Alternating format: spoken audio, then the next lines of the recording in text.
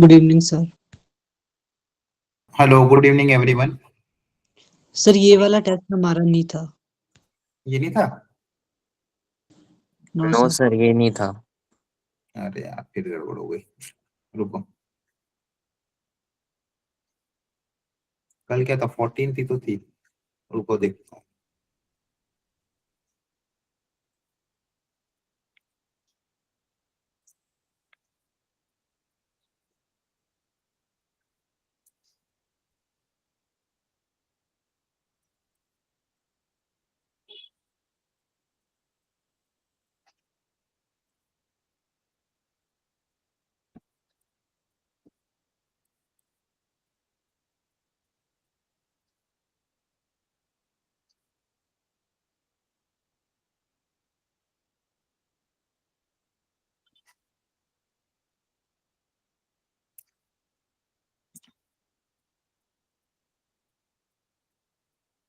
अच्छा हाँ, आपका दूसरा पेपर था, सॉरी।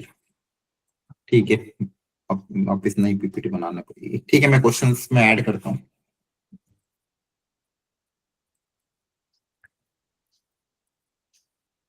कैसा था पेपर? टफ था? कैसा था पेपर वाला आपका जो था अभी? कितने क्वेश्चन बना पाए थे आप लोग?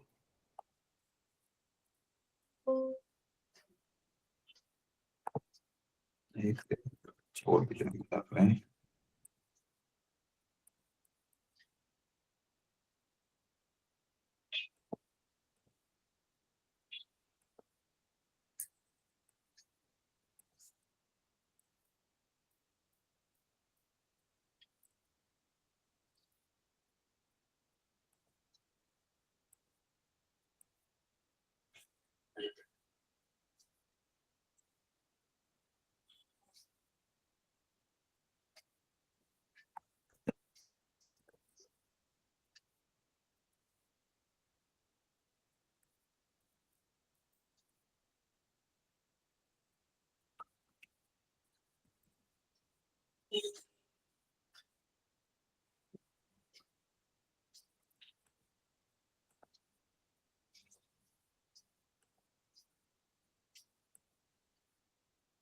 तो आप लोग वर्कशीट्स वगैरह कर रहे हो कि नहीं कर रहे हो, कि बंद कर दी सॉल्व करना?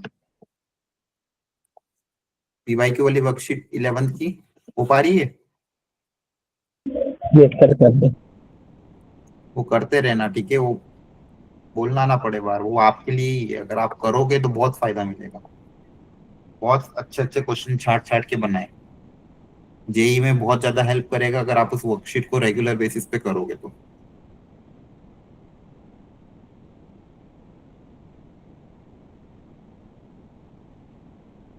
ये वाला था? यस ये सर, था? यही ये बात। ठीक है, ठीक है, चलो। ये भी एक वेराइटी बहुत कॉमन है बाइनोमियल की। कभी कभी इस पे पूछ लेते हैं फ्रैक्शनल पार्ट ऑफ दिस, मतलब इसका डेसिमल पार्ट क्या आएगा, वो पूछा गया। बाइनोमियल से कैसे लॉजिक लगाओगे? लगाओ दिमाग। किया था एग्जाम में? ओके, ठीक है, अभी ट्राई करो, फिर सीखते हैं। ये टफ नहीं है, डुएबल है।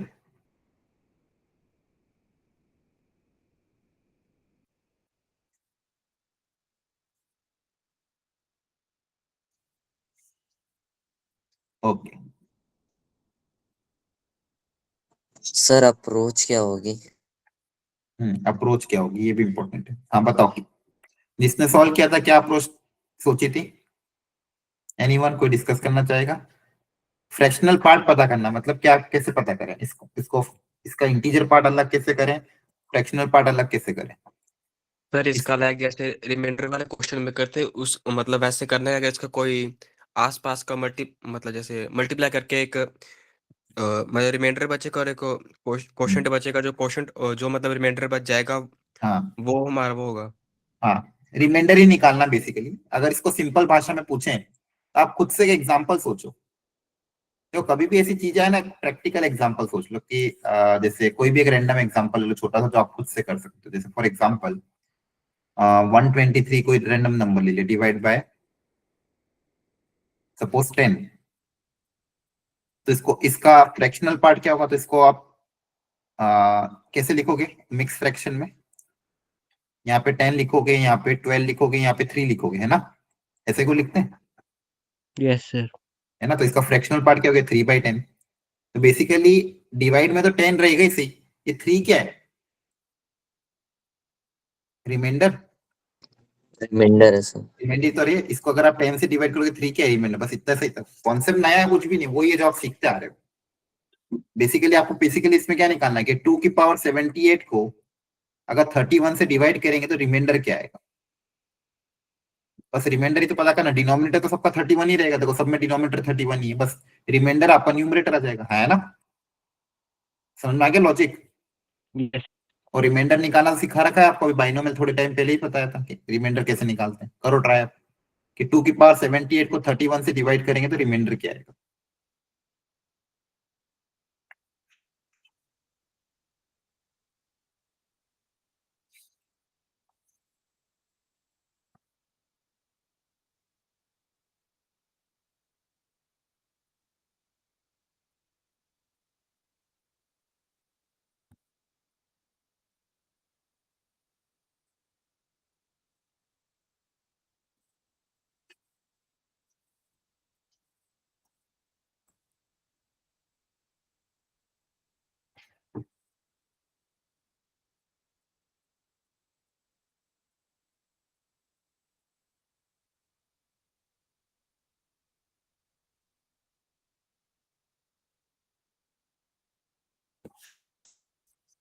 तो ध्यान रखना, अगली बार एग्जाम में अगर ऐसी वेराइटी आती है तो छोड़ के मत आ जाना, इजी रहती है।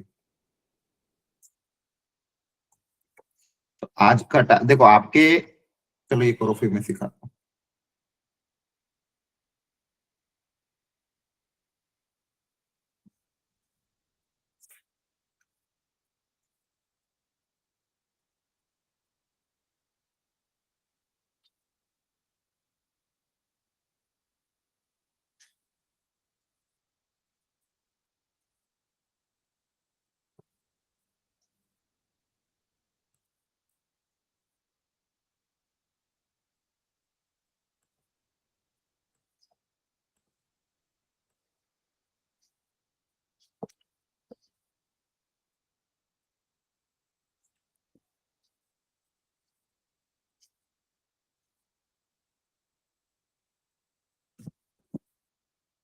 धन कितना आ रहा रिमाइंडर,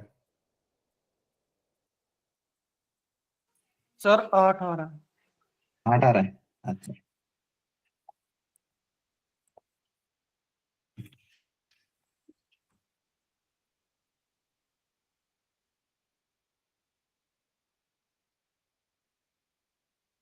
तो देखो 31 के आसपास तो बहुत सिंपल है, दिख ही रहा है आपको। 31 के आसपास 2 की कौन सी पावर होती है सबसे पास, बोलो 31 के आसपास 2 की पावर कौन सी होती है, 32 होती है कि नहीं। Yes sir. 2 की पावर 5 इक्वल टू 32 होता है। तो 2 की पावर 5 क्रिएट करना, अब यहाँ पे 5 कैसे क्रिएट होगा, पावर तो 78 है। 78 में से 2 की पावर 5 क्रिएट करने के लिए 2 क्यूब अलग निकालना पड़ेगा। 2 क्यूब अलग निकाल लिया, यहाँ से 2 की पावर 5 अलग निकाल लिया, कितना बचेगा 15। तो हो जाएगा 8 इंटू 32। 32 को आप क्या लिख दोगे, 31 प्लस 1, अच्छा सॉरी हाँ 31 चाहिए ना आपको, हाँ सही है। 32 बना, 32 को क्या लिख दिया 31 प्लस 1 की पावर 15। अब जो इसका बाइनोमियल एक्सपेंशन करोगे तो शुरू से लेके सेकंड लास्ट टर्म तक सब 31 का मल्टीपल होगी। फर्स्ट टर्म से लेके सेकंड लास्ट टर्म तक सारी की सारी 31 का क्या होगी मल्टीपल, और लास्ट टर्म क्या होगी 15 सी 15 1 की पावर 15। अब हर बार ये कर लिया करो, सिर्फ लास्ट टर्म आपको लिखनी रहेगी, और इस केस में लास्ट टर्म भी 1 आ रही है हर बार की तरफ। क्लियर है, इस 8 को अंदर भेज दोगे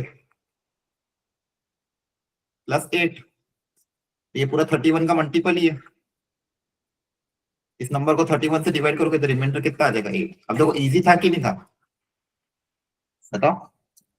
छोटा सा Yes, लॉजिक sir. लगाना था बाइनरी क्लास में, है ना।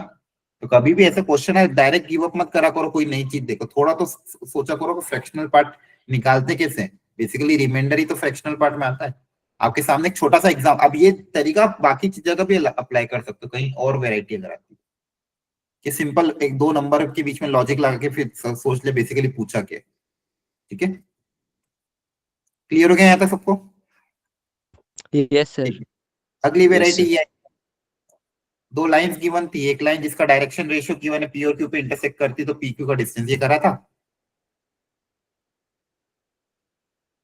बाकी लोगों ने? ये डुएबल है, क्लास में कराया हुआ क्वेश्चन है ना, सेम वेराइटी क्लास में कवर हुई है। एक लाइन है L1, हल्का सा हिंट दे रहा हूं, एक लाइन है L2, दूसरी कोई लाइन है L जिसके डायरेक्शन रेशियोज गिवन है, डायरेक्शन रेशियोज गिवन है मतलब पैरेलल वेक्टर पता है, आई कैप माइनस जे कैप माइनस 2k कैप, और ये इस लाइन को दो पॉइंट पे इंटरसेक्ट करती है पी एंड क्यू, तो लेंथ पी, तो पी क्यू लेंथ पूछी मतलब आपको क्या पता करना पड़ेगा, पॉइंट पी और पॉइंट क्यू का कोऑर्डिनेट पता करना पड़ेगा। तो सबसे पहले पी क्यू कोऑर्डिनेट कैसे पता करेंगे, बताओ क्या तरीका अपनाया था, बोलो, पी और क्यू कैसे निकालोगे? किया ना आप लोगों ने?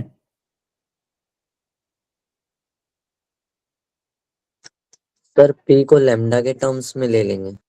हाँ, पी को लैम्डा के टर्म्स में ले लिया, इसको लैम्डा से इक्वेट करते हैं तो यह आ जाएगा 2 लैम्डा प्लस 1 लैम्डा प्लस 3 और 2 लैम्डा प्लस 2। हाँ वेरी गुड। अगला, सर इन दोनों का डॉट 0 आएगा। नहीं ये तो पॉइंट है, इसका डॉट 0 कैसे आ सकता है, पॉइंट का पोजीशन वेक्टर गिवन मतलब आपको ये दिया हुआ है, आपको पैरेलल वेक्टर पता और पोजीशन पी अपना पॉइंट अज्यूम किया, इसको पोजीशन वेक्टर दिया हुआ है, तो फिर अब क्यू को भी अज्यूम कर लो कि म्यू के टर्म्स में आया ना, म्यू प्लस 2 बताया तो था, 2 म्यू प्लस 2 और 3 म्यू प्लस 3। अब डायग्राम से क्या दिख रहा है आपको, ये मान लो वेक्टर बी है, लाइन का पैरेलल वेक्टर कौन सा है, बी वेक्टर। डायग्राम से बी वेक्टर और पीक्यू वेक्टर में क्या क्या, क्या रिलेशन है, और पैरेलल है। पैरेलल है, तो यही तो करना चाहिए था आपको। PQ vector is parallel to B vector, दो वेक्टर अगर पैरेलल होते हैं तो उनके आई कैप जे कैप और के कैप का रेशियो आप आपस में इक्वेट होगा, भूलना नहीं आपको यार, लैम्डा और म्यू पता करना है, दो दो इक्वेशन चाहिए, दो अननोन है, तो पीक्यू वेक्टर का आई कैप का रेशियो क्या होगा, mu plus 2 minus 2 lambda plus 1, और इधर आई कैप का रेशियो क्या है 1, जे कैप का ratio 2 mu plus 2 minus of lambda plus 3, और उधर क्या था -1, और के कैप का ratio 3 mu plus 3 minus 2 lambda plus 2 divided by कितना, -2। समझ में आ रहा है? तो अब इन दूसरे दोनों को तरीके से भी कर सकते हैं ना क्या कह रहे हो, सर, PQ वेक्टर निकाल के डॉट 0 कर सकते हैं। डॉट प्रोडक्ट जीरो कब होता है दो वेक्टर का, क्रॉस क्रॉस क्रॉस, हाँ क्रॉस जीरो करो, एक ही बात है, क्रॉस प्रोडक्ट जीरो कर देना। आप पहली दो को इक्वेट करोगे, यहां से इक्वेशन नंबर 1 आएगी, अंडरस्टूड, क्लियर है? पहली दो रेशियो से इक्वेशन नंबर 1 बनेगा, लैम्डा और म्यू में एक रिलेशन आएगा, पहले दो को आपस में क्रॉस मल्टीप्लाई कर देना, और पीछे के दो को इक्वेट करोगे यहां से इक्वेशन नंबर 2, दो इक्वेशन को सॉल्व करके लैम्डा पता चलेगा और म्यू पता चलेगा। पहले स्टार्टिंग के दो को इक्वेट करोगे तो लैम्डा म्यू में एक इक्वेशन आएगी, पीछे के दो को इक्वेट करोगे लैम्डा और म्यू में दो इक्वेशन दो वेरिएबल लैम्डा और म्यू पता चल जाएगा, लैम्डा म्यू पता है मतलब पी पता क्यू पता, और फिर दोनों के बीच में डिस्टेंस आ जाएगा। Understood everyone? ये क्वेश्चन छोड़ने नहीं है, बार बार भूलो मत, ऑलरेडी क्लास में कवर्ड है। ये दो क्वेश्चन आपके डुएबल थे अगर करके आप थर्ड थर्ड एक प्रोबेबिलिटी से क्वेश्चन आया, तो पहले तो इसका मतलब क्या है ये समझ में आना चाहिए, क्या कहना चाह रहा है ये क्वेश्चन, पढ़ के बताओ।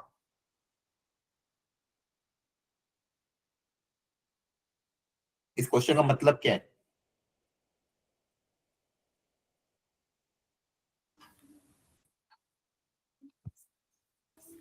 सर एक पर्स में 10 रुपीज कॉइन है 10 और 5 रुपीज कॉइन है 5 उनमें से कोई दो निकाले हमने तो उन दो कॉइन्स की कोई एक्सपेक्टेड वैल्यू है उसको हमने लैम्डा मानना है तो 9 लैम्डा बाय 4 इसका मतलब क्या expected value of true draw is lambda, मतलब ये क्या गिवन है? सर इसमें 3 इवेंट्स बनेंगे एक बार जब दोनों 10 कॉइन निकले दूसरी नहीं बार नहीं जब मैं ये पूछ रहा हूँ एक्सपेक्टेड वैल्यू का मतलब क्या होता है? सर जो वैल्यू पॉसिबल है जो वैल्यू आ सकती है। नहीं नहीं, और सोचो ये वर्ड कहाँ पे यूज हुआ था पूरे चैप्टर में? Expectations, expectation.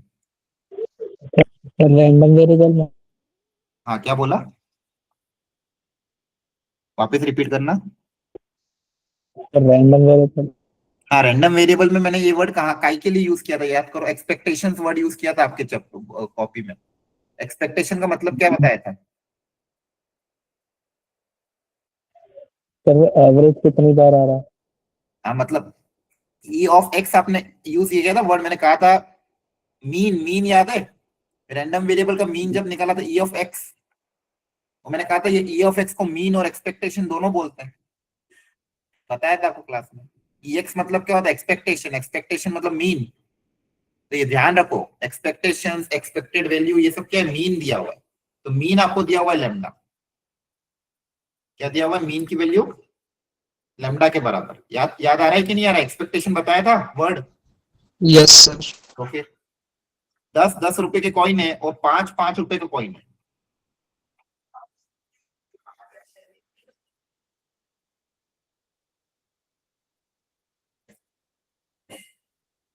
अब बताओ रैंडम वेरिएबल क्या होगा?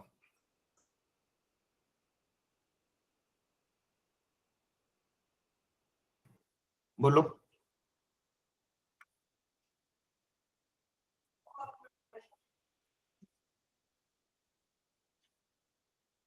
रैंडम वेरिएबल क्या होगा? एक्स। Sir 5 and 10। नहीं पहले चलो एक्सपेरिमेंट डिफाइन करो, एक्सपेरिमेंट क्या है?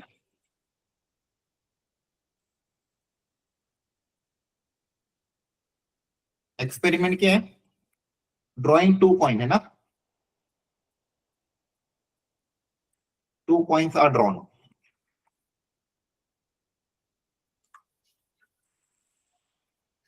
तो सैंपल स्पेस में क्या क्या वैल्यू आएगी?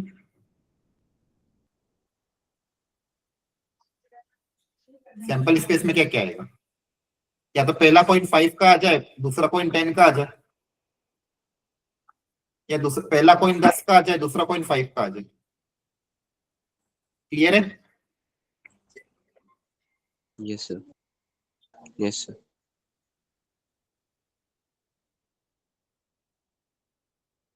अंडरस्टूड? Yes sir. अब सोचो मीन कैसे निकालेंगे? सर इसमें ये भी तो सकता है कि दोनों ही 5 के आ जाए, दोनों ही 10 के आ हाँ जाए। वेरी गुड, ये भी हो सकता है, वो भी लिखो। दोनों 5 के आ जाए, दोनों 10 के आ जाए।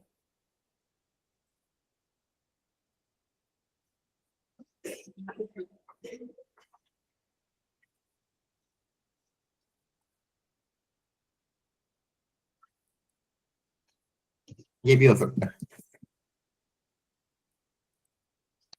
सर x 20 10 15 हो जाएगा। सोचते हैं, बाकी लोग भी सोचो, सब लोग सोचो।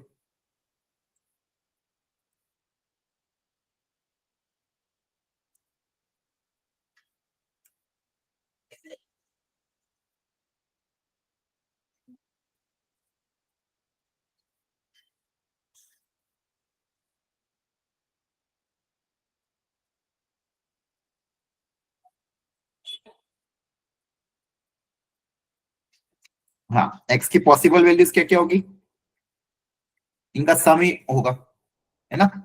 टोटल आपके पास कितना है? देखो, a purse contain this and these 2 coins are drawn if the expected value of true draw, expected value, तो आपके पास इनका सम की पॉसिबल वैल्यूज क्या क्या होगी? पहले वाले की सम की पॉसिबल वैल्यू कितनी है? 15। और तो कुछ अपन पॉसिबिलिटियां बना ही नहीं सकते ना, एक ही चाह रहा होगा कि दो दो जो नंबर आ रहा है उसका टोटल सम कितना होगा। तो यहाँ पे जो रैंडम वेरिएबल एक्स है, सैंपल स्पेस के करस्पॉन्डिंग कोई ना कोई वैल्यू होगी। तो 15 सबसे क्या होगी? 10 मिनिमम, फिर क्या होगी? 15, और फिर क्या मैक्सिमम क्या होगी? 20 होगी। ये आपकी x की पॉसिबल वैल्यूज होगी। अब इनकी प्रोबेबिलिटी निकालनी है।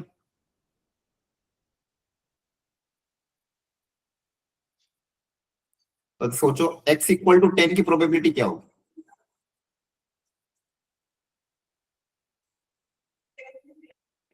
x इक्वल टू 10, सम 10 आए, इसकी प्रोबेबिलिटी क्या होगी?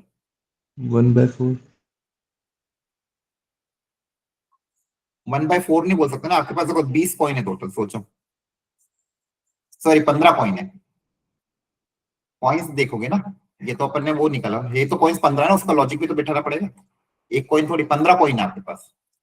15 कॉइन में सम 10 आए, तो सम 10 कब आएगा? जब दोनों के दोनों 5 में से आए ना। Yes sir. Yes sir. तो टोटल टोटल 15 कॉइन्स है, तो 15 में से 2 कॉइन को लेने का तरीका क्या होगा? 15c2।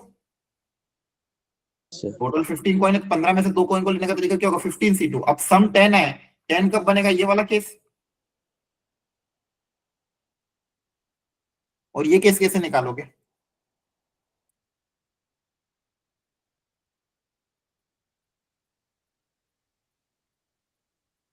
Five C two. Understood? Clear है? क्योंकि 5 और 5 में से 2 चाहिए। दूसरा बताओ, सम 15 कब आएगा?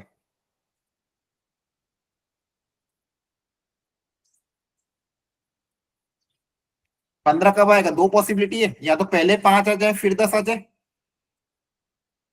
या पहले 10 फिर 5 आया ना। बोलो यस सर। दिस और दिस। तो पहले 5 आए, तो मतलब उन 5 में से कोई एक, और उन 10 में से कोई एक। समझ आ रहा है आप लोगों को? बताओ।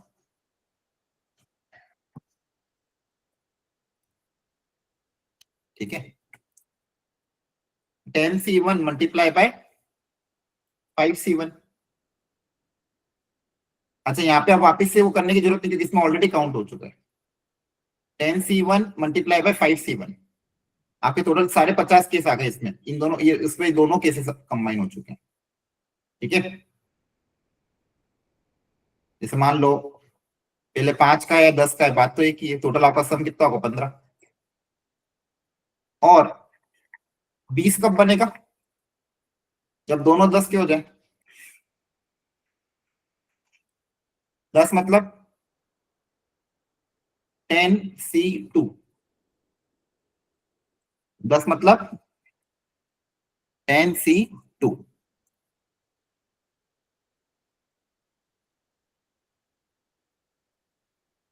अब ये इनकी क्या हो गई? प्रोबेबिलिटी। इनकी प्रोबेबिलिटी को इनकी करस्पॉन्डिंग एक्स की वैल्यू के साथ मल्टीप्लाई करके ऐड करेंगे, तब जाके आपका मीन आएगा। वो मीन आपको फिर इक्वेट करना है लैम्डा के साथ।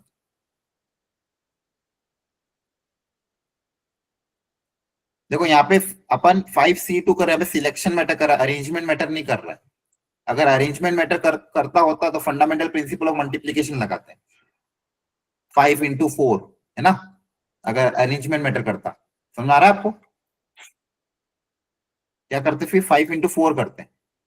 तो 5 into 4 और 5c2 दोनों में अंतर है, ये आपको बेसिक मतलब समझ में आता है? 5c2 और 5 into 4, 5 into 4 का मतलब क्या हो गया? 5p2 हो गया। यहाँ पे 5p2 नहीं लगेगा, क्या लग रहा है? 5c2 लग रहा है। Understand everyone? इसलिए यहाँ पे 5c2 हुआ, यहाँ पे क्या? एक 10 का और एक 5 का, तो 5c1 into 10c1। अरेंजमेंट यहाँ पे मैटर नहीं कर रहा है, नहीं तो फिर आपको यहाँ पे ऐड करना पड़ता अगर अरेंजमेंट मैटर। और यहाँ पे कर दिया 10c2 क्योंकि अरेंजमेंट मैटर नहीं कर रहा। कोई 2 कॉइन चाहिए 10-10 के, बस कौन सा कॉइन पहले आ रहा है कौन सा बाद में आ रहा है इससे फर्क नहीं पड़ता। इसलिए यहाँ पे 5c1 10c1 क्या है, यहाँ 5c2 क्या है, यहाँ पे 10c2 क्या है। ये प्रोबेबिलिटी आ गई। अब मीन का फॉर्मूला क्या था?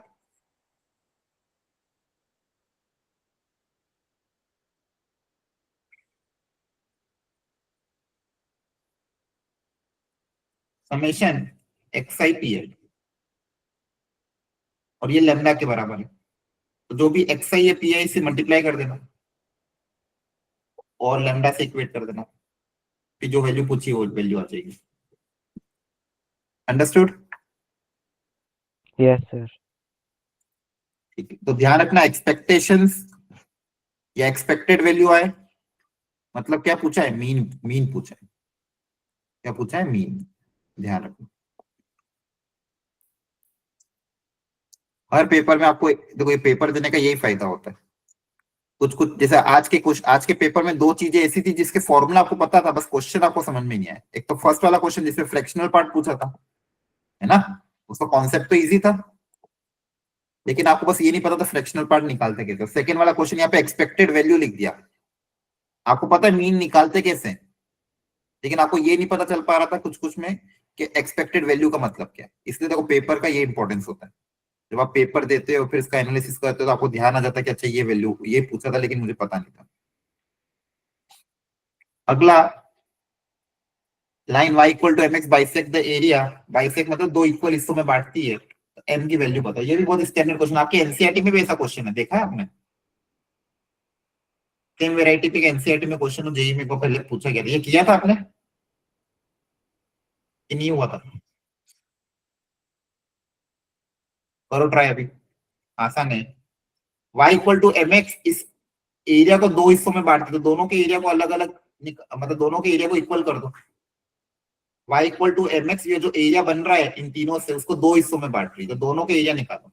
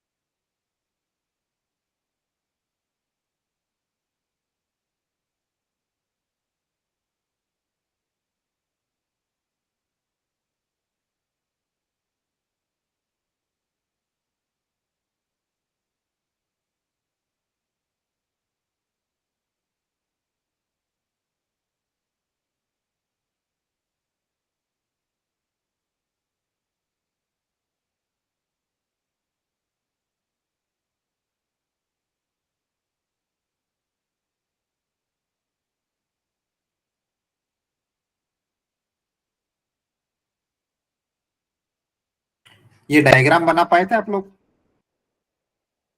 एवरीवन? ठीक है, ये ऊपर से कर जाएगा y इक्वल टू mx, इससे जाएगी एक लाइन है ये, एक लाइन है ये, एक लाइन है ये, x equal to 0, y equal to 0, x equal to 3/2। अब ये a1 और a2 को इक्वेट करना है। a1 एरिया बताओ कैसे निकालेंगे? a1 को निकालने के लिए कौन सा formula? Vertical strip, horizontal strip, बोलो। एरिया a1 याद है कि नहीं कुछ? वर्टिकल स्ट्रिप से नहीं होगा? कौन सा फॉर्मूला लगेगा? अपर कर माइनस लोअर कर। कहां से कहां तक इंटीग्रेट करना? 0 से 3/2। अपर कर्व क्या है? Curve y equal to quadratic minus X square plus 4x plus 1, ये अपर कर्व है। माइनस लोअर कर्व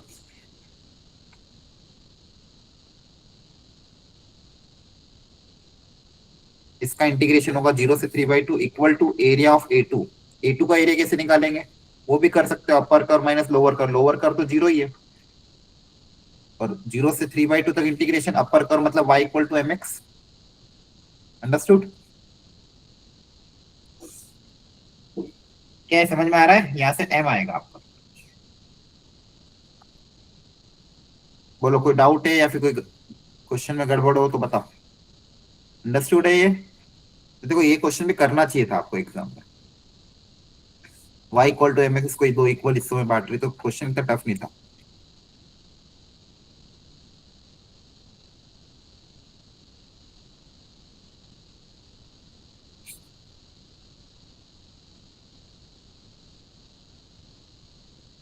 ओके,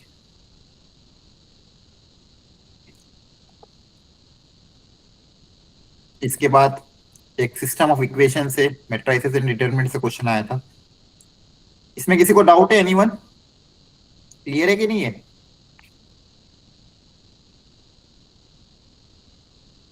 ठीक, ये वाला क्वेश्चन, 3 इक्वेशन गिवन थी, has infinite solution, unique solution, non trivial, ये दिया हुआ था। क्या ये हुआ था आपसे? ये हो गया था। देखो इसमें ऑलरेडी क्लास में बता रखा है, इनफाइनाइट सॉल्यूशन मतलब non trivial solution. Non trivial solution और इनफाइनाइट सॉल्यूशन की कंडीशन क्या होती है? Delta zero. डेल्टा जीरो, है ना? Delta equal to 0। और यूनिक सॉल्यूशन और ट्रिवियल सॉल्यूशन की condition delta not equal to 0। ये दो कंडीशन आपको अप्लाई करनी थी। तो ये क्वेश्चन भी करने लायक था, मतलब छोड़ना नहीं चाहिए था आपको। ठीक है, तो देखो ये तीसरा चौथा क्वेश्चन का जो करना। एक क्वेश्चन पीछे इंटीजर टाइप में आया था, सॉरी एमसीक्यू में एक और क्वेश्चन आया था स्टैटिस्टिक्स का, वो भी बहुत स्टैंडर्ड क्वेश्चन। बताओ ये वाला, ये करके आए थे या नहीं आया आंसर इसका? आ गया सर। सब लोग करके आए थे ये वाला क्वेश्चन? Yes sir. वो कहता है डाउट है? ओके, हो गया सर। ठीक है, ये भी बहुत बार मैंने करा, मैंने कहा ये बहुत बार आता है एग्जाम में। ठीक है, तो ये क्वेश्चन भी आपको छोड़ना नहीं है। इसके अलावा स्ट्रेट लाइन और सर्कल के भी दो क्वेश्चन आए थे, और एक वेक्टर का क्वेश्चन था, वो भी इजी था एक्चुअली। पहले मैं वेक्टर वाला क्वेश्चन डिस्कस कर लेता हूँ जो आपके इंटीजर टाइप में आता। देखो क्वेश्चन आपको बीच में क्वेश्चन काफी टफ भी थे, नो डाउट। तो एक चीज और इंपॉर्टेंट मुझे डिस्कस करनी थी। कोई अगर पूछे, मान लो कोई आपका आगे जाके कोई जूनियर आपका, कि जब आप एग्जाम के पेपर देने जाते हो तो जनरली एक एडवाइस दी जाती है कि इजी क्वेश्चन पहले करो, फिर मीडियम करो, हार्ड छोड़ दो।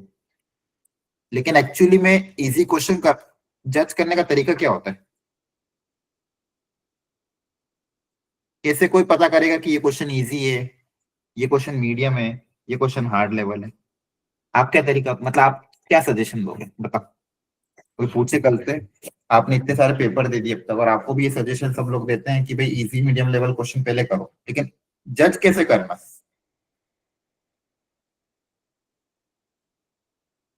तो उसमें निकालना क्या है, डाटा दे रखा। हाँ हाँ बताओ, कोई तो डिस्कस करो, आप किसको कल से कोई सजेशन देना रहा। हाँ गिवन बताओ। डाटा और गिवन डेटा से। ऐसा और ठीक। निकालना क्या है उसमें। हाँ देखो, सबसे पहले ये इसका एक अच्छा आंसर ये हो सकता है, कभी ये आप सबके लिए एप्लीकेबल भी है, ध्यान रखना। जब हम कोई भी सब्जेक्ट का क्वेश्चन रीड करते हैं तो पहली बात तो ये आदत कभी मत डालना कि क्वेश्चन को देखते से छोड़ दिया। उस क्वेश्चन मैंने आपको बहुत बार बोला है पहले भी, इस बात को लिख लो आप, ये बहुत इंपॉर्टेंट है, अगर नहीं याद बताओ। पहले क्वेश्चन को देखो, उस क्वेश्चन को पढ़ो, 15 सेकेंड एटलीस्ट दो उस क्वेश्चन में, उस क्वेश्चन को पढ़ने में, उसको देखने में क्या पूछा है ना। अब 15 से 20 सेकेंड में आपको ये आइडिया लग जाएगा कि इस क्वेश्चन का कॉन्सेप्ट मुझे पता है, कौन सा फॉर्मूला अप्लाई करना है, और डायरेक्ट फॉर्मूला बेस्ड क्वेश्चन है। हाँ ये, और ये मैंने इस तरह की क्वेश्चन मैंने कर रखे पहले, और ये डायरेक्ट क्वेश्चन, जैसे ये वाला क्वेश्चन है फॉर एग्जांपल, इस तरह की वैरायटी ऑलरेडी कर रखी, शॉर्टेस्ट डिस्टेंस जैसे आपने बोला ये कर रखा है, तो वो क्वेश्चन आपको 15-20 सेकेंड में आइडिया लग जाएगा कि हाँ ये मुझसे हो जाएगा। तो वो वैसे क्वेश्चन इजी कैटेगरी में आपके लिए होंगे, प्रोवाइडेड उसमें बाद में आप कैलकुलेशन एरर ना करो।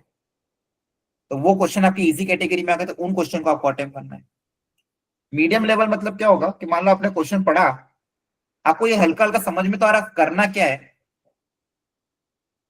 थोड़ा बहुत मैनिपुलेशन करना पड़ेगा मुझे, आपको अंदर से फीलिंग आ रही है कि थोड़ा बहुत तो मुझे पता है, थोड़ा सा अगर मैं दिमाग लगा ले तो शायद ये क्वेश्चन हो जाएगा, एक अंदर से ऐसी फीलिंग आ रही है कि फॉर्मूला कॉन्सेप्ट तो लगभग थोड़ा बहुत आइडिया है, तो थोड़ा, लेकिन क्वेश्चन हल्का सा ट्रिकी है, थोड़ा सा अगर मैं कंसंट्रेट होकर करूंगा तो शायद हो जाए, ऐसी फीलिंग जब आए तो वो क्वेश्चन आपके लिए मीडियम लेवल का हो जाए।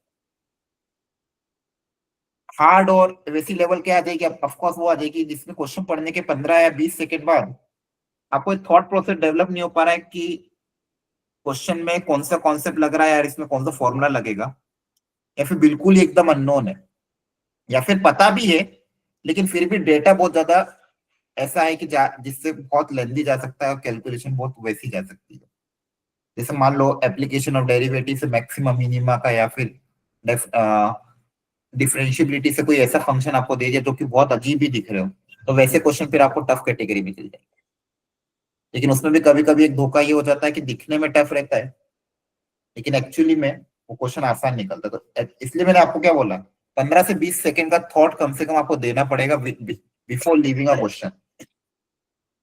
क्वेश्चन को छोड़ने से पहले एटलीस्ट 15-20 सेकंड उसमें थॉट दो कि वो क्वेश्चन करने लायक है या नहीं है, और फिर आपको लग जाएगा अपने आप कि यहाँ नहीं हो पा रहा, फिर छोड़ दो। आज के लेक्चर में भी, जैसे आज के टेस्ट में भी आपने देखा होगा कि दो क्वेश्चन ऐसे थे, उसको मीडियम कैटेगरी में आप डाल सकते हो, जो फ्रैक्शनल पार्ट वाला और दूसरा आपका वो एरिया वाला। इसको आप मीडियम कैटेगरी में इसलिए डाल सकते हो कि इसमें आपको लगेगा कि हाँ यार इसमें थोड़ा बहुत थॉट प्रोसेस इन्वॉल्व है, उसमें आपको थोड़ा दिमाग लगा के करोगे तो शायद हो भी जाता, तो वो क्वेश्चन छोड़ने लायक नहीं थे। तो एटलीस्ट उन क्वेश्चन को आपको वापस से रीअटेम्प्ट करना है। तो पहले क्वेश्चन, पहली अटेम्प्ट में इजी लेवल क्वेश्चन जो कि डायरेक्ट हो सकते हैं, जो कि डायरेक्ट आपको पता है कि हाँ ये क्वेश्चन सर ने बता रखा है, बार बार रिपीट होता है, वो क्वेश्चन आपको पहले करके आना है। अब वो क्वेश्चन हो सकता है कि 10th नंबर पे हो सकता है, 15th नंबर पे हो सकता है, 24th नंबर पे, लास्ट में भी आ सकता है, लेकिन आपको वहां तक पहुंचने के लिए टाइम चाहिएगा। ठीक है, फिर आप second category, medium level category, जहां पे थोड़ा बहुत आपको मेहनत करनी पड़ेगी, उस पे जाओगे। इन दोनों कैटेगरी में आपको कम से कम 10 क्वेश्चन आराम से मिलेंगे, 10 से 10 क्वेश्चन। इजी मीडियम कैटेगरी के 10 से 12 क्वेश्चन इजीली आपको मिलेंगे जब आप फुल सिलेबस पेपर दोगे। उन 10 से 12 क्वेश्चन में आपका टारगेट यही होना चाहिए, एटलीस्ट मैं 50% विदाउट कैलकुलेशन एरर करके सही करके आऊं, कि 7-8 क्वेश्चन अगर मेरे सही हो गए तो मेरा ओवरऑल स्कोर बहुत सुधर जाएगा।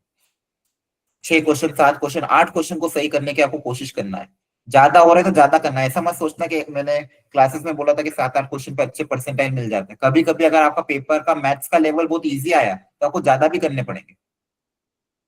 ठीक है, ऐसा मत सोचना कि ये बता रखा है भी 5 क्वेश्चन पे 90 परसेंटाइल, 93 परसेंटाइल क्रॉस हो जाता है, हर शिफ्ट में नहीं होता। अगर आपका पेपर का लेवल इजी है तो थोड़ा आपको 1-2 क्वेश्चन एक्स्ट्रा करने पड़ेंगे, तो आपको आइडिया खुद ही लग जाएगा पेपर पढ़ के कि हाँ मेरा पेपर का लेवल इजी है कि मीडियम है, पर्टिकुलर सब्जेक्ट का लेवल, ये सब्जेक्ट वाइज परसेंटाइल आपकी होती है। इसलिए आपके माइंड में ये कुछ ऐसा डेफिनेट टारगेट मत लेके चलना कि मैथ्स में मुझे 4 ही करने हैं या 5 ही करने हैं। जितना मैक्सिमम पॉसिबल हो सकता है उतना मुझे करके आना है। और ना ही ये टारगेट बना के चलना कि केमिस्ट्री में कम से कम 15 क्वेश्चन तो करके ही आने। टारगेट माइंड में कुछ भी नहीं होना चाहिए तीनों सब्जेक्ट का। आपका ये टारगेट होना चाहिए कि तीनों सब्जेक्ट में बेस्ट मुझे अपना देना है। हो सकता है कि किसी सब्जेक्ट में कम हो जाए, किसी सब्जेक्ट में ज्यादा हो जाए। हो सकता है केमिस्ट्री बहुत टफ आ जाए आपके पेपर में, मैथ्स इजी आ जाए। तो हो सकता है मैथ्स में ओवरऑल बढ़ा लो, केमिस्ट्री में थोड़ा मॉडरेट लेवल करो। अल्टीमेटली ओवरऑल स्कोर सुधरना चाहिए। तीनों सब्जेक्ट का मिला के जो आपका तीनों सब्जेक्ट का मिला के जो परसेंटाइल आएगा वो आपको बहुत अच्छा आना चाहिए। ये सारी चीजें आपको बहुत सोचनी है। अब थोड़े ही मॉक टेस्ट बचे, आई थिंक 3-4 हो चुके, तो 4 एक और बचे होंगे, 4-5। तो ये बचे हुए जो 4-5 या 6 मॉक टेस्ट बचे हुए हैं, 5 मॉक टेस्ट जो बचे हुए, इनमें अपनी स्ट्रेटेजी डिसाइड कर लेना कैसे आप पेपर अटेम्प्ट करते हो। अभी भी मैं देख रहा था, आज पेपर एनालिसिस कर रहा था आप लोगों का, अभी भी आपका एक्यूरेसी लेवल 50% 60% ही है। मतलब आधे क्वेश्चन गलत कर रहे हो। तो उस पर बहुत ज्यादा ध्यान दो कि क्या कारण हो रहा है इन क्वेश्चन के गलत होने का। बहुत सारे क्वेश्चन आप छोड़ के आ रहे हो, तो वो जो करने लायक क्वेश्चन थे, जो छोड़ने लायक नहीं थे, वो भी आप छोड़ रहे हो अभी भी। तो आपको अब ध्यान देना कि अब ऐसा नहीं होना चाहिए अगले टेस्ट से। इसलिए आपको मैंने कहा था कि हर टेस्ट के बाद ढंग से एनालिसिस करो। ये क्वेश्चन मैंने छोड़ दिया, ये क्वेश्चन मेरे से करने लायक था, ठीक है। क्योंकि हर मॉक टेस्ट काफी ज्यादा इंपॉर्टेंट है। हर मॉक टेस्ट बहुत ज्यादा इंपॉर्टेंट है। और आपको ये मॉक टेस्ट की तैयारी, मॉक टेस्ट का डिस्कशन और मॉक टेस्ट का रीअटेम्प्ट आपकी तैयारी में बहुत ज्यादा रैंक में आपको हेल्पफुल करेगा।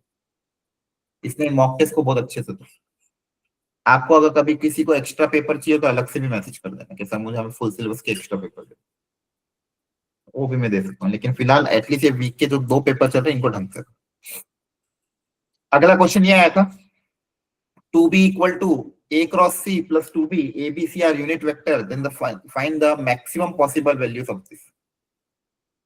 3a plus 4b plus 5c के मॉड की मैक्सिमम पॉसिबल वैल्यू पूछी। इस वेराइटी का एक क्वेश्चन क्लास में किया था पता है, बताओ ये कैसे करेंगे। आपको यहाँ पे sum of all possible values of this, इसकी क्या क्या पॉसिबल वैल्यूज हो सकती है उसका सम पूछा, सॉरी मैक्सिमम नहीं, sum of all possible values of this.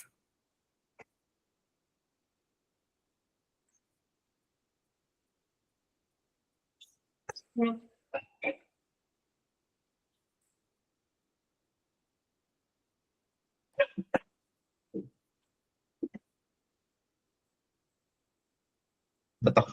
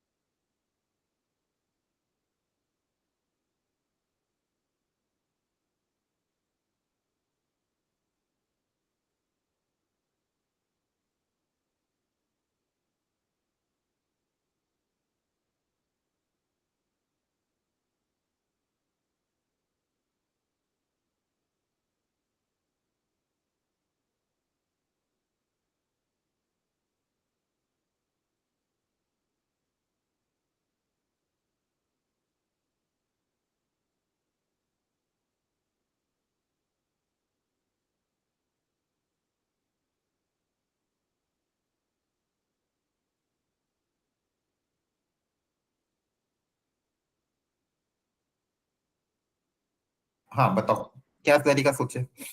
अच्छा लेवल का क्वेश्चन है ये, थोड़ा सा अलग है। 3a plus 4b plus 5c की क्या क्या वैल्यू पॉसिबल हो सकती है, उन पॉसिबल वैल्यूज का सम निकालना है। तो पहले इनमें रिलेशन कैसे डेवलप करें या फिर कैसे पता करें कि इसकी वैल्यू आएगी क्या क्या। इक्वेशन तो आपके सर पास एक ही है। हाँ सर यूनिट वेक्टर है तो मैग्नीट्यूड 1 होगा उससे, हाँ मैग्नीट्यूड 1 होगा, फिर 2 उसमें पुट कर देंगे वैल्यू। अच्छा जैसे तीनों यूनिट वेक्टर इनका मैग्नीट्यूड 1 होगा, ये तो चलो समझ में आ रहा है, लेकिन कहाँ वैल्यू पुटअप करोगे, ये तो ओवरऑल मैग्नीट्यूड है ना, यहाँ पे डायरेक्ट थोड़ी पुटअप कर सकते हैं।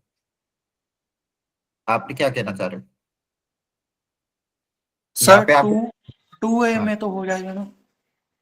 लेकिन 2 वेक्टर है ना, ये सिर्फ मैग्नीट्यूड थोड़ी है। यहाँ पे वेक्टर और उसका डायरेक्शन दोनों है ना। यहाँ पे सिर्फ 2, यहाँ पे भी 1 नहीं पुटअप कर सकते, ये तो वेक्टर है ना। आपके पास ये गिवन है एक्चुअली, वेक्टर ए की वैल्यू नहीं गिवन है, वेक्टर ए का मैग्नीट्यूड गिवन है, वेक्टर बी का मैग्नीट्यूड गिवन है, वेक्टर सी का मैग्नीट्यूड गिवन है। वेक्टर ए को आप 1 नहीं लिख सकते, वेक्टर ए का मैग्नीट्यूड 1 है, वेक्टर बी का मैग्नीट्यूड 1 है, वेक्टर सी का मैग्नीट्यूड 1 है। आप क्या करें?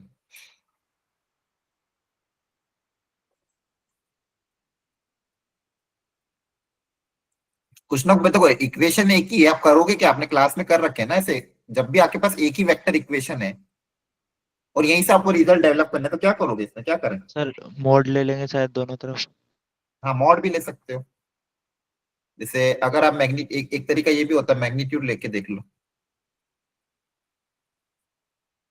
ये एक बी क्रॉस सी कोई ना कोई वेक्टर होगा, 2 भी कोई ना कोई वेक्टर होगा, मैग्नीट्यूड। तो दोनों के मैग्नीट्यूड इक्वल है तो मैग्नीट्यूड के स्क्वायर भी इक्वल होंगे। तो यहाँ पे क्या आ जाएगा? 4 आ जाएगा, आया ना। इधर क्या आएगा? a प्लस बी का होल स्क्वायर। ऐसे तो कह b, रहा था मैं सर। अच्छा ये कह रहे थे क्या? हाँ, तो दोनों तरफ मैग्नीट्यूड लेके स्क्वायर करना पड़ेगा, a square plus B square plus twice of a dot b, है ना, twice of a dot b, मतलब इन दोनों वेक्टर का dot product. So b cross c dot b, check कर लेना, sorry b cross b c dot 2b। अब देखो, अच्छा b क्रॉस c का मैग्नीट्यूड का स्क्वायर क्या होगा बताओ? Magnitude of b square, magnitude of c square और साइन स्क्वायर थीटा, हाँ है ना। Yes sir. Theta is the angle between b and c। यहां से क्या आ जाएगा? 4b square. अच्छा ये कितना आएगा? b cross zero c sir. Dot 0 आ जाएगा। बताया था मैंने, बॉक्स प्रोडक्ट में अगर कोई दो वेक्टर सेम हो, या फिर आपको पता है b क्रॉस c से जो वेक्टर मिलेगा b और c से परपेंडिकुलर मिलेगा, है ना। b क्रॉस c से जो वेक्टर मिलेगा b के परपेंडिकुलर होगा, b के परपेंडिकुलर का b के साथ डॉट 0 ही आएगा, ध्यान रखना।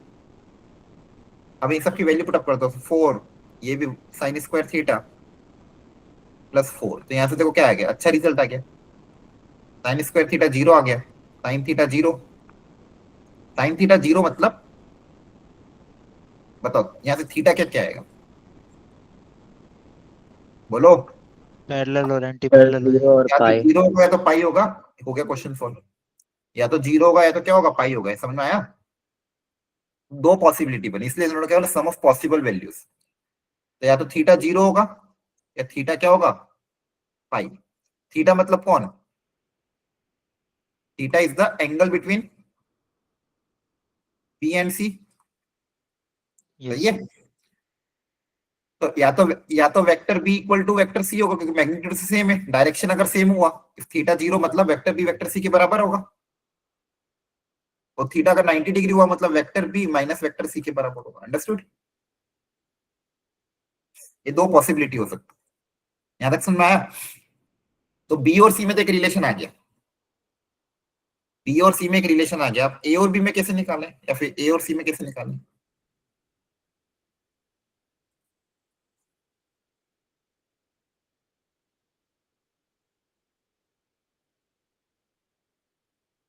एक तो आपने क्या करा? मैग्नीट्यूड इक्वेट कर दिया, है ना।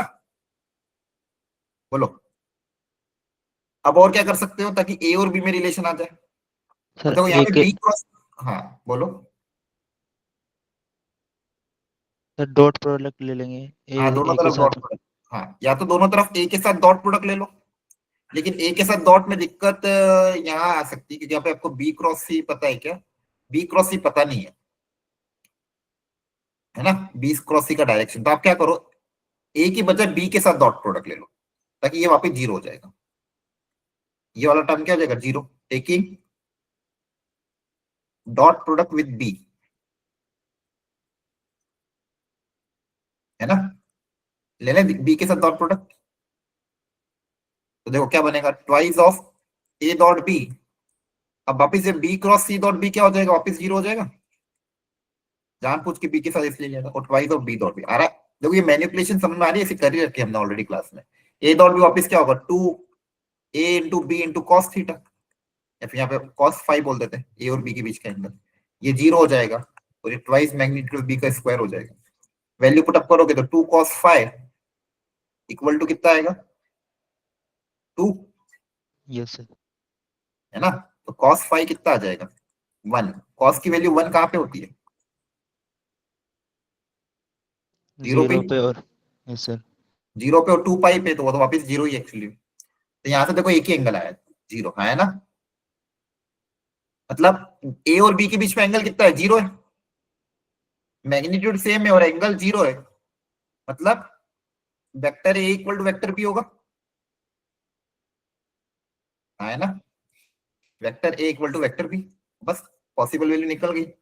एक ही दो ही पॉसिबिलिटी है, vector A equal to vector B equal to vector C, पहली पॉसिबिलिटी कि तीनों इक्वल हो जाए।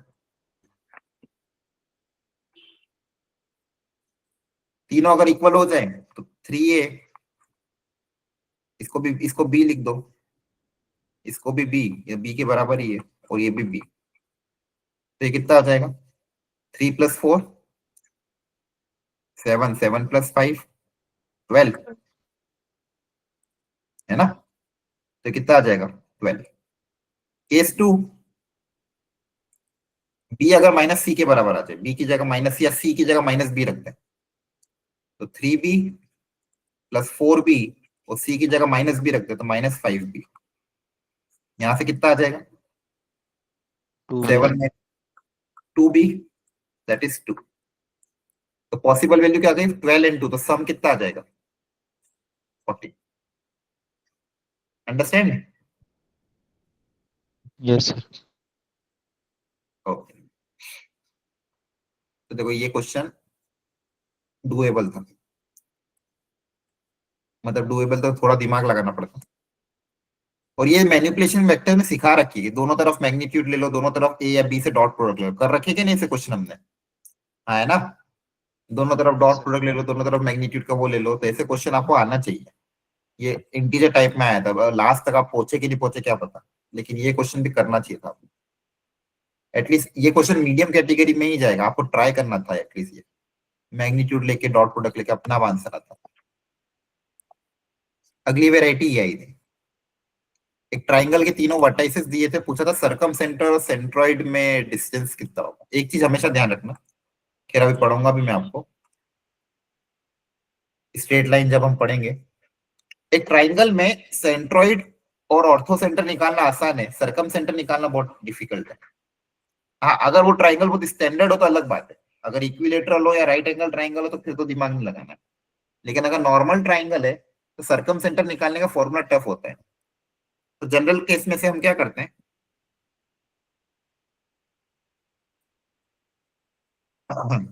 जनरल केसेस में हम क्या करते हैं, सेंट्रोइड पता कर लेते हैं, ऑर्थो सेंटर पता कर लेते हैं, और फिर OGC का रेशियो 2:1 होता है, ये पता है सबको। O मतलब ऑर्थो सेंटर, G मतलब सेंट्रोइड और C मतलब सर्कम सेंटर, इनमें रेशियो होता है 2:1, है ना। तो 2:1 जो रेशियो होता है, ये होता है आपका ऑर्थो सेंटर, ये होता है आपका सेंट्रोइड, और ये होता है आपका circum centre.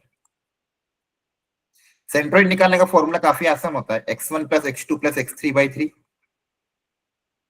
y1 + y2 + y2 3/3, ये एक्स कोऑर्डिनेट वाई। और ऑर्थो सेंटर को निकालने का तरीका, कोई भी दो परपेंडिकुलर निकाल लो और उनके डॉट प्रोडक्ट m1 m2 -1 का कॉन्सेप्ट यूज कर लो। कोई साइड, कोई भी दो साइड और दो परपेंडिकुलर के बीच में डॉट प्रोडक्ट -1 होता है, कोई भी एक एल्टीट्यूड और साइड के बीच में डॉट प्रोडक्ट क्या कर दोगे -1। यहाँ से दो इक्वेशन बना के ऑर्थो सेंटर आते हैं। तो ऑर्थो सेंटर सेंट्रोइड निकालने के बाद सेक्शन फॉर्मूला अप्लाई करके सर्कम सेंटर निकाला जा सकता है। अच्छा, यहाँ पे अगर आप ट्राइंगल देख लो, अगर इक्विलेटरल या राइट एंगल तो नहीं है, अगर इक्विलेटरल या राइट एंगल आ गया तो इक्विलेटरल में तीनों पॉइंट एक ही जगह होते हैं, सारे के सारे पॉइंट, तो फिर तो डिस्टेंस डायरेक्ट जीरो ही आ जाएगा। अब यहाँ पे खैर इस तरह से पूछा तो इक्विलेटरल तो नहीं होगा। राइट एंगल के केस में, राइट एंगल के केस में ये आपका ऑर्थो सेंटर होता है, सेंट्रोइड हाइपोटेन्यूज का मिड पॉइंट आता है, सॉरी सर्कम सेंटर, सेंट्रोइड यहाँ पे कहीं बीच में आता है, एसी लाइन होता है। ऑर्थो सेंटर मतलब जहाँ पे राइट एंगल है वहां पे ऑर्थो सेंटर, सेंट्रोइड जो होता है हाइपोटेन्यूज का मिड पॉइंट, और सर्कम सेंटर यहाँ पे सॉरी सेंट्रोइड यहाँ पे, ये सर्कम सेंटर, ये ऑर्थो सेंटर, अगर राइट एंगल ट्राइंगल हो। लेकिन हो सकता है यहाँ पे ट्राइंगल नॉर्मल हो, तो आपको फिर सेंट्रोइड तो निकालना आसान है, ऑर्थो सेंटर निकालना पड़ेगा।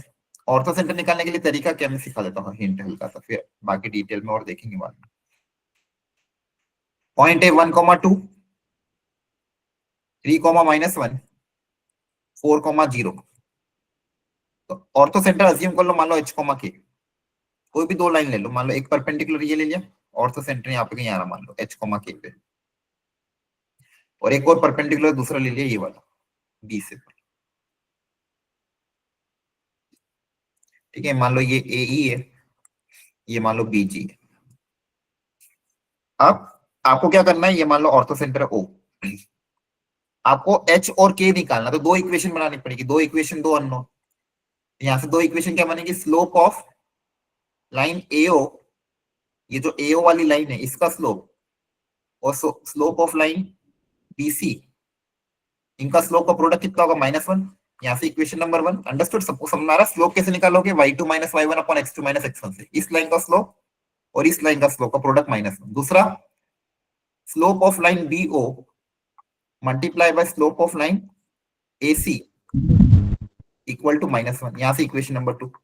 तो H और K में दो इक्वेशन आएगी, दो इक्वेशन दो वेरिएबल, BO का स्लोप और AC का स्लोप का प्रोडक्ट -1, दो इक्वेशन दो वेरिएबल, यहां से आपके पास H और K आ जाएगा।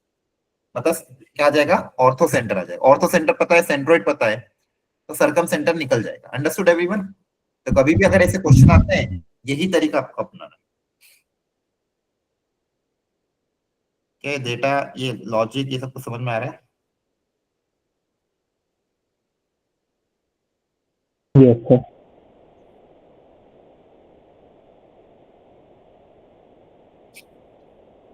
ओके,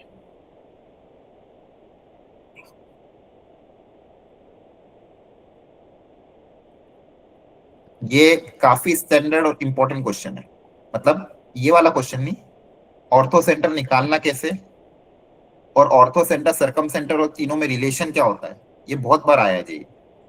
अभी हम जब आपको मैं कोनिक सेक्शन पढ़ूंगा, स्ट्रेट लाइन सर्कल पढ़ूंगा, तब भी मैं ये वैरायटी कवर करूंगा। पर आप ये ध्यान रखना, अगर अगली बार कोई टेस्ट में ऐसा क्वेश्चन आता है, अटेम्प्ट जरूर करना। क्लियर है? ओके, एक लास्ट क्वेश्चन कर लेते हैं। सर्कल का एक और अच्छा क्वेश्चन आया था।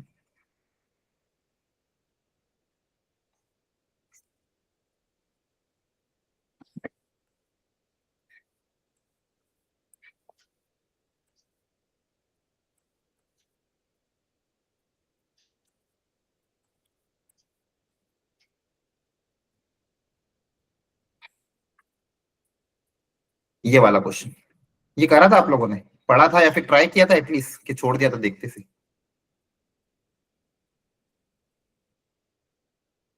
छोड़ना नहीं कभी ट्राई भी। करा था। ट्राई किया था, ट्राई जरूर करा करो, डायरेक्ट मत छोड़ दिया करो। हो सकता है क्वेश्चन इजी हो जाए, क्योंकि 10th में तो सर्कल पढ़ा ही था ना, 11th में थोड़ा बहुत एनसीईआरटी में पढ़ा होगा, और 10th में तो पढ़ा ही था। कभी कभी क्वेश्चन उसके ज्योमेट्री के बेसिस पे भी हो जाते हैं। मुझे नहीं पता है क्वेश्चन होगा कि नहीं होगा, लेकिन ट्राई जरूर करेंगे। इस सर्कल है कोई, इसका सेंटर हमें पता है।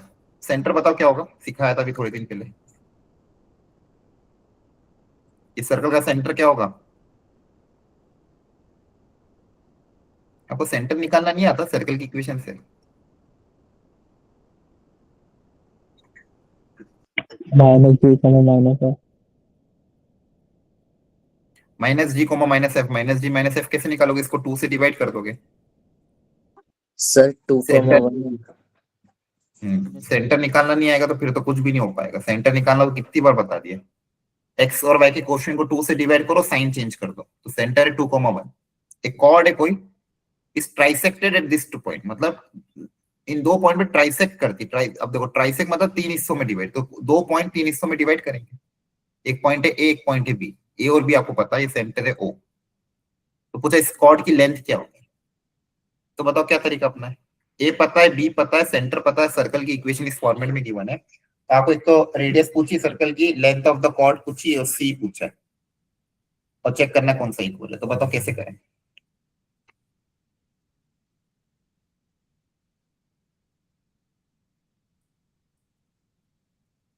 आपके हिसाब से क्या तरीका अपनाया जा सकता है?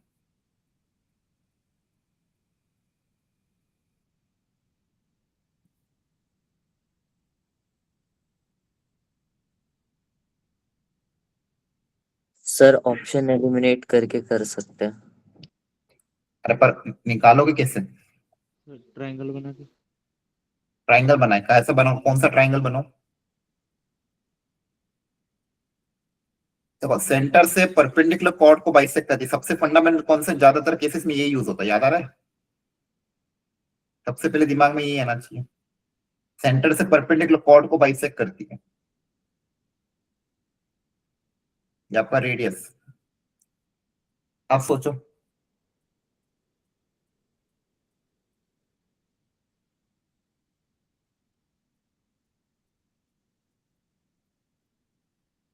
ये ट्राइसेक्ट कर रहा था, क्या आप कॉर्ड की लेंथ पता कर सकते हो?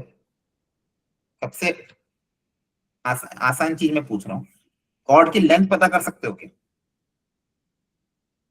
ये कोई कॉर्ड है, ये कॉर्ड है, मान लो ई एफ या फिर ई जी, इस लेंथ कैसे पता करें? पी क्यू मान, बताओ इस कॉर्ड की लेंथ कैसे पता करें? आपको ए पता है, बी पता है, सिर्फ जो इसको ट्राइसेक्ट कर रहे हैं, आपको इसकी लेंथ पता करनी है, तो कैसे पता करें? बहुत छोटी चीज है ये, 10th के बेसिस पे आ जाएगी। सर सबसे पहले सी पॉइंट पता करेंगे। नहीं, बिना उसके भी हो सकता है ना, इसकी लेंथ पहले पता ए करनी बी है। को पीसी और सीक्यू इक्वल रहेगा। सर ए बी की लेंथ निकाल लेंगे, उसको 3 से मल्टीप्लाई कर देंगे। बस सामने दिख रहा है डायग्राम में, आपको ये नहीं दिख रहा ट्राइसेक्ट कर रहा मतलब तीनों लेंथ इक्वल है, आया ना? तो पी क्यू की लेंथ होगी 3 टाइम्स ए बी। अब देखो ये क्वेश्चन करना चाहिए था कि नहीं आपको एग्जाम में, बताओ? हो सकता है आपको लेंथ ऑफ द कॉर्ड से आंसर आ जाता। क्या ये कॉन्सेप्ट के लिए कोई आपको 11 12 का जेई का कॉन्सेप्ट की जरूरत है क्या? बताओ, नहीं ना? ऐसा होगा एग्जाम में, कभी कभी ज्योमेट्री के बेसिस पे भी क्वेश्चन हो जाएंगे, आपको बस अवेयर रहना है, मेंटली पूरा वहां पे अवेयर रहना है, वो कॉन्फिडेंट फिलअप करना है। अब ये बहुत क्वेश्चन 65 नंबर पे आया था, लेकिन आधे ने देख के छोड़ दिया होगा। P Q equal to 3 times A B, तो यहाँ से पहले कॉर्ड की लेंथ पता चल जाएगी। अब बताओ और आगे क्या होगा? रेडियस अब जब कॉर्ड की लेंथ पता चल गई तो आपको हाफ लेंथ तो आ जाएगी, हाफ ऑफ पीसी, तो ये पता चल गया। अब ओसी निकालना भी आसान है, दिख रहा है डायग्राम में। सी क्या होगा? ए और बी का मिड पॉइंट है ना?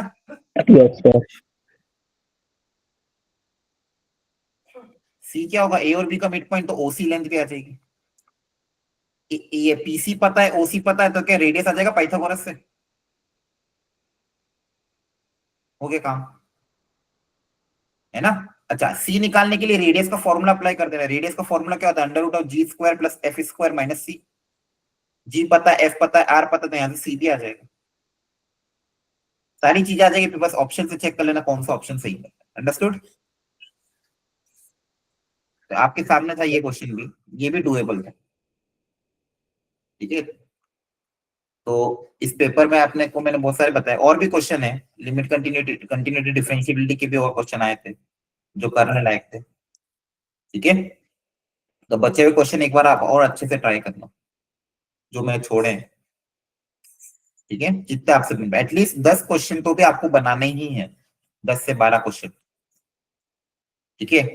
10 से 12 क्वेश्चन का टारगेट आपको लेके चलना, तब जाके उसमें से आप थोड़े गलत करोगे, थोड़े सही करोगे, थोड़े आएंगे, थोड़े नहीं आएंगे, है ना? ठीक है, ओके। अच्छा, नेक्स्ट वीक का क्या टारगेट आपको पता है? क्या क्या टॉपिक अपने लिए थे? एक तो अपना पेपर डिस्कशन चल जाएगा 2 दिन, तो अगले वीक का टारगेट अपना है 11th का सीक्वेंस इन सीरीज है और स्ट्रेट लाइन है, और 12th में एप्लीकेशन ऑफ डेरिवेटिव और इंटीग्रल है ना? तो आप ट्यूसडे, अगले 2 दिन का टारगेट है sequence series and application of derivative, ठीक है? तो ये 2 टॉपिक कर लेना और ट्यूसडे एंड वेडनेसडे फिर आपका integral calculus, straight line, circle, ये सब चालू होगा, ठीक है? ओके, ठीक है, thank you, bye, good night.